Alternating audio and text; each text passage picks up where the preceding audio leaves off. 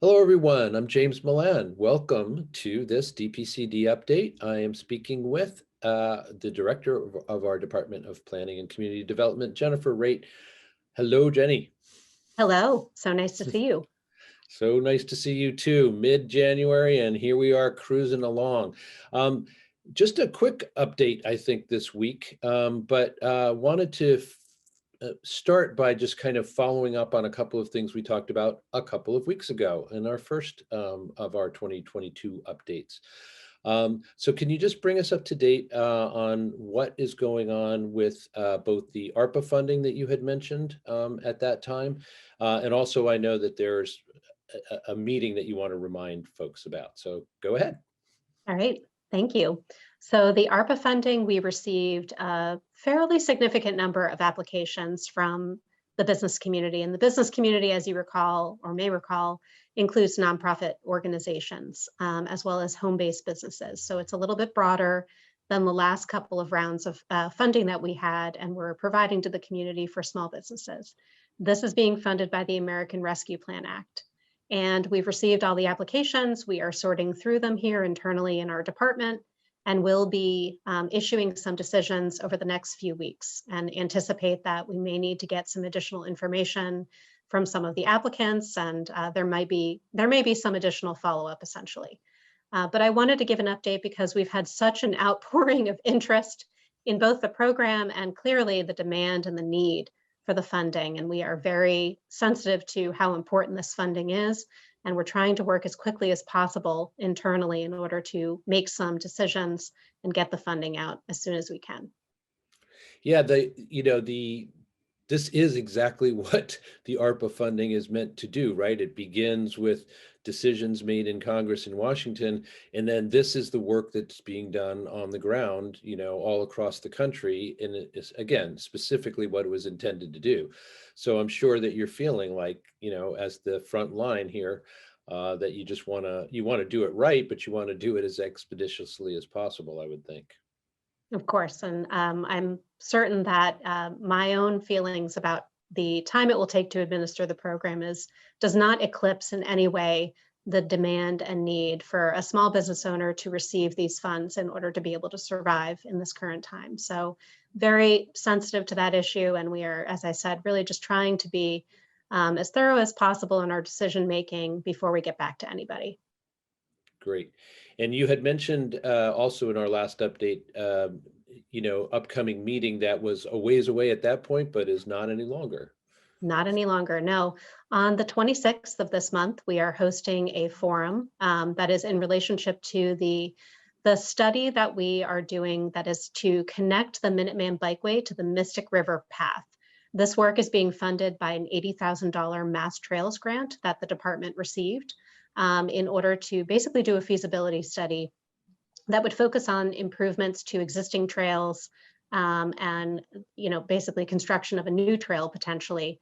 And so as part of this feasibility study, as I mentioned in that last update, we're looking at potential for creating new trails along the Mystic River from Decatur Street in Arlington, along the Mystic Valley Parkway, to Summer Street in Arlington, over to the Minuteman Bikeway, through Buzzell Field. So it is quite a connection and has had already a lot of input, and there's been several studies that have been conducted and master plans where this has been noted, including one by the Department of Conservation and Recreation, which was called the Mystic Reservation Master Plan, and the recently released DCR Parkways Master Plan. So we are trying to really incorporate a lot of these different plan elements and many of the other things that I've mentioned in the past, all of our other local planning efforts, but also working with the city of Medford and the city of Somerville and many others in order to realize the possibilities of this plan.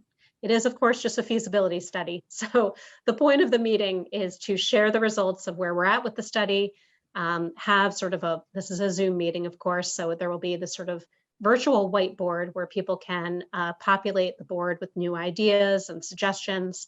Also kind of do a check-in and confirm the goals to make sure that we're heading down in the right direction for this feasibility study. And then we'll report back on any next steps for the future events and future opportunities to participate. Great. And, on the assumption that this is all going to be leading to the changes that you were just describing, um, what is the general timeline? And I understand that these things are difficult to, to nail down, but the general timeline for when we might see, the finished product, so to speak. What is the thinking? Well, depending upon what will be with the study, Uh-huh. we would then be in a position to apply for design funds in order to get sort of the design phase rolling, which would then lead to a construction phase. So I would say this could be about a year or two out, depending upon what funding sources are utilized in order to make it happen, and also depending upon what types of construction methods are needed and construction elements and materials might be needed in order to Mhm. realize the continuity of the path. So there are a lot of different variables, and of course also different agencies and organizations that are working together on this. So they also have their individual respective sort of review processes.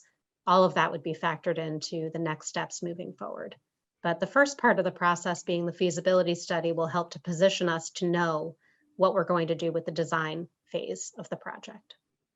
Great. Well, I know that, that's a tough question always because there's so many contingencies involved, but thanks for explaining anyway. Yes.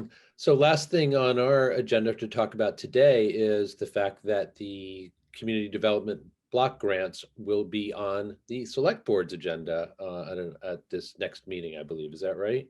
Yes, the next meeting on January 24th.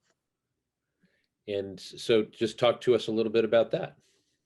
Absolutely. So this is our annual sort of kickoff to the next grant year, but also sort of a celebration and sort of a mid-year update of where our current grantees stand in their efforts to utilize the funding that they've received in this Mm. past year. So we are going to receive some updates from grantees, or the subrecipients is what we call them.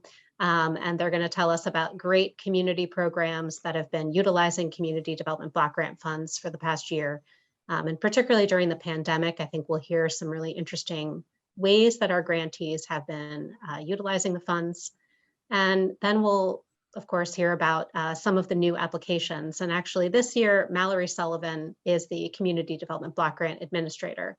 She's done an excellent job in engaging a broad group of people in the community, much broader than in prior years, to really encourage some new ideas and new applications. And we have actually seen some new things that are coming forward. And so those will be accepted by the select board.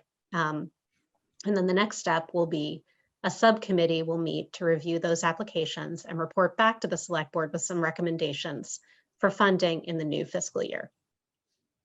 Well, that sounds great. I think the community, I assume, is going to be interested to know again just what the progress is for people who are, for as you say, grantees who have been making use of these funds for, I'm sure, really interesting and excellent purposes. And then, yeah, I love to hear the idea that Mallory Sullivan has kind of extended the reach of what this money, who and what this money can touch and help. So that all sounds pretty exciting. Yes, I'm very excited about that. I'm also excited because the subcommittee will have a new member of the subcommittee. We have been initially for a long time, members of the select board and the town staff were basically the people who were reviewing the applications. We revamped that process about 3 or 4 years ago to include residents or business owners or people who are in the community to participate in this subcommittee and help us to review applications. So we have one new member who will be hopefully appointed on Monday evening and will become part of that effort. That's cool. So yeah, it's not only the kind of the recipients of the grants that are kind of expanding in number or at least breadth, as you were saying before, but also the committee itself. So that Yes. sounds as well like forward progress in the right direction. Love to hear that. Okay, did we miss anything? Because like I We said, did just a not. few little That things. was All it for right. today. Well, that's great. We appreciate your time as always. It's Monday morning Tuesday morning after a holiday Monday that we're speaking. And So therefore, we got the whole week in front of us and hope it's a good one for you. Thanks for joining us today. Thank you. Really appreciate it. I have been speaking with Jennifer Raitt, of course, who is the director of our Department of Planning and Community Development for this DPCD update. We appreciate Jenny's time. We appreciate yours in joining us. I'm James Milan. We'll see you next time.